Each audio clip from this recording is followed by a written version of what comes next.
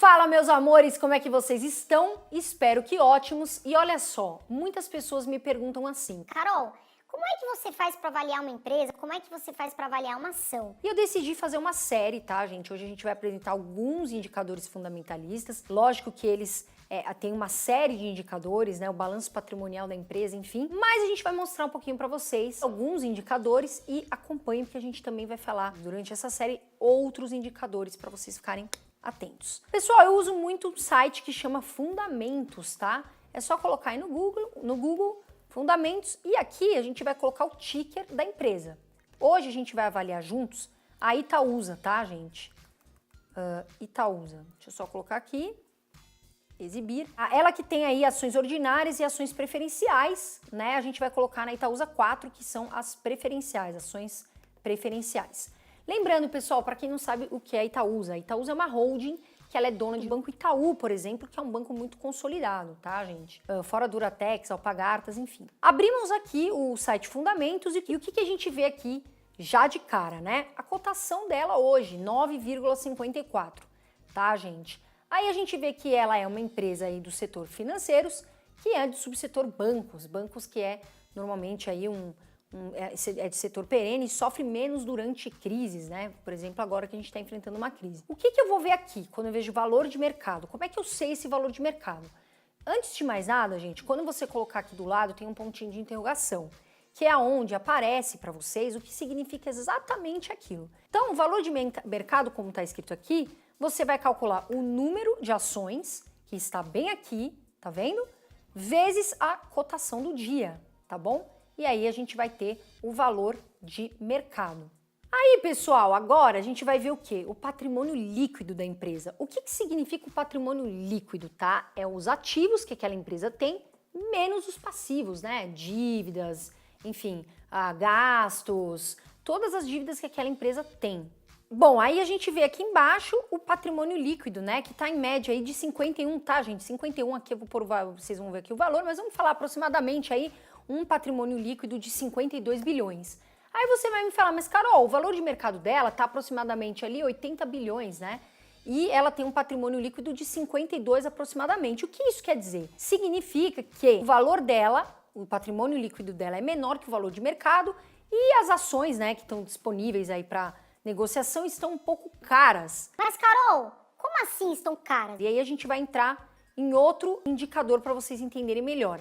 Mas o que eu quero dizer para vocês? Que o mercado avalia essa empresa como mais cara do que ela de fato tem de patrimônio líquido, tá bom, pessoal? Quando você for fazer comparação, lembre-se, sempre comparar empresas do mesmo setor, tá, gente? Banco com banco, elétrica com elétrica, enfim, porque muda muito os indicadores fundamentalistas. E aí a gente vai vir aqui para o P sobre VP. E lembra o que eu falei? Fique tranquilo, porque quando você põe no ponto de interrogação aqui no Fundamentos, aparece perfeitamente o que significa cada indicador, tá, gente? Então vamos ler aqui rapidinho, P sobre VP. Preço da ação dividido pelo valor patrimonial por ação. Informa quanto o mercado está disposto a pagar sobre o patrimônio líquido da empresa. Ou seja, o mercado está pagando, né, 54% a mais do que a empresa apresenta de patrimônio líquido. E aí você vai me falar, Carol, qual é um P sobre VP ideal? Veja bem, para mim, Carol, de 1 a 1,5, tá, gente? A gente tá falando aqui de 1,54. Por quê? Se o P sobre VP tiver em 1, significa que você está pagando um valor ali da ação, né, justo, referente ali ao valor patrimonial. Se tiver esse P sobre VP alto, né, significa que você está pagando caro, tá, na ação. E se tiver abaixo, como a gente está vendo agora, né, PVP de empresas boas, abaixo de 1, significa que você está pagando barato na ação em relação ao valor patrimonial. Aí você vai me falar, Carol, mas significa então que a empresa que tem um P sobre VP alto é ruim? Não. E é por isso que a gente fala que tem que se avaliar em conjunto todos os indicadores. Por exemplo, a WEG. A WEG ela tem um P sobre VP alto, por quê? E ela é uma empresa de motores, ela é líder de mercado e ela tem um valor de mercado que as pessoas acreditam muito. Mas ela é uma empresa ruim? Nunca. A WEG é uma empresa excelente. E é por isso que a gente fala que tem que se avaliar todos os indicadores juntos.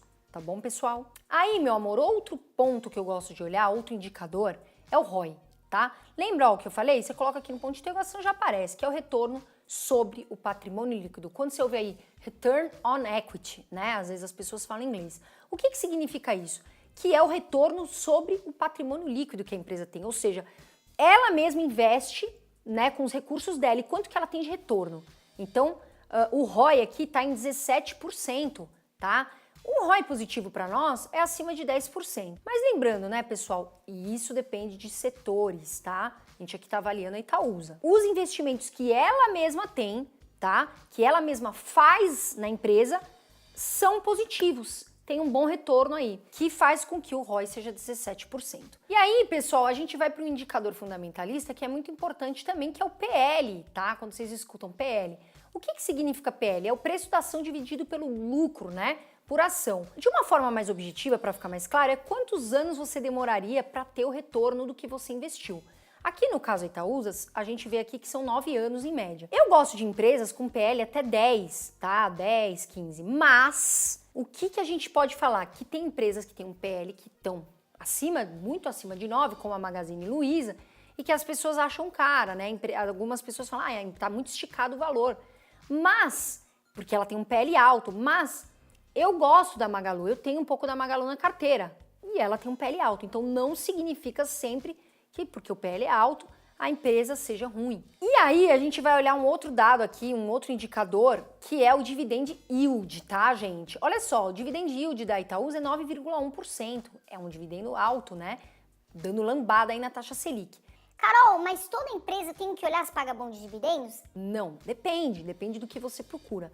Normalmente, empresas mais sólidas aí, que já estão, né, há mais tempo na bolsa, normalmente essas empresas pagam bons dividendos. A gente tem empresas que pagam bons dividendos e empresas que reinvestem os dividendos, né? Porque elas estão querendo o quê? Valorizar, elas estão querendo crescer, né? Que é o caso de, por exemplo, small caps. Então, gente, às vezes a empresa, que small caps são empresas menores, com um valor patrimonial menor, mas que tem chance de crescer. Então, gente, depende muito do que você está buscando, tá bom? Por isso que tem que avaliar num conjunto. Então é isso, gente. Acho que hoje a gente falou bastante aqui, alguns indicadores para vocês importantes. A gente tem um Telegram que a gente inclusive faz avaliação de ações, avaliação de fundos imobiliários. A gente tem um Telegram com conteúdos exclusivos, podcasts para vocês.